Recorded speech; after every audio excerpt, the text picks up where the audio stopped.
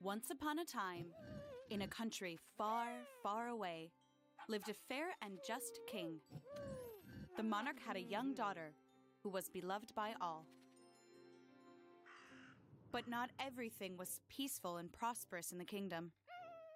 A dragon also lived there, and he scared all of the villagers.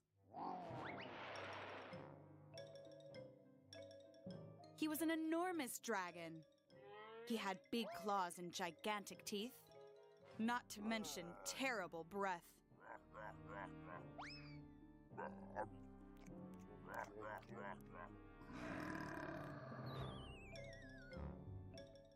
In order to not anger the dragon or be eaten, the kingdom's inhabitants prepared the dragon a cart of food every week.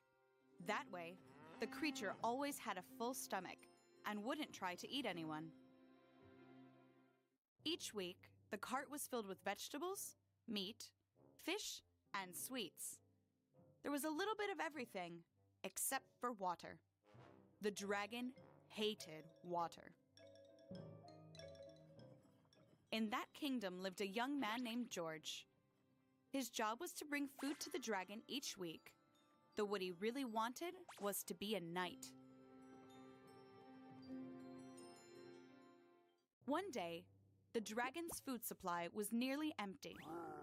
When the dragon saw that the cart was not full, he threatened to eat all of the maidens in the kingdom, including the princess.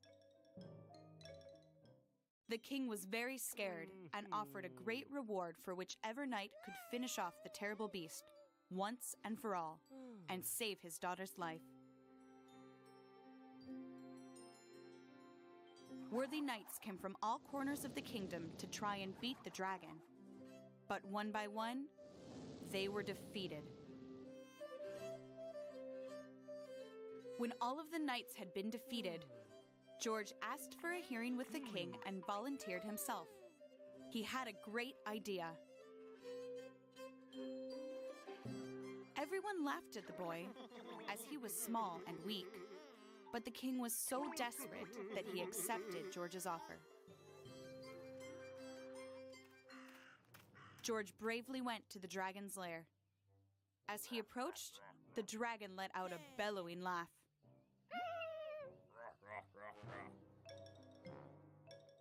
"He won't last a second," thought the dragon.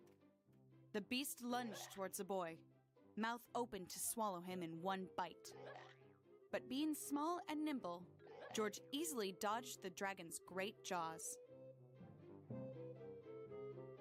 This angered the dragon, who went after the brave young man again, though this time with his enormous and sharp claws. Once again, George survived. He was too small for that huge dragon. The ferocious beast was about to unleash his most powerful attack yet. He could breathe fire. The dragon opened his mouth to take a deep breath. And just when his mouth was wide open, George threw in a bucket of water. The dragon hated water.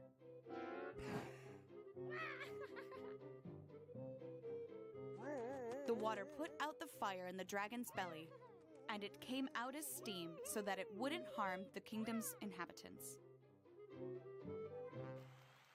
Everyone celebrated the young man's victory. They were finally free from the dragon. The king then knighted George and named him to his court. And that's how George showed the kingdom that brains always win over brawn.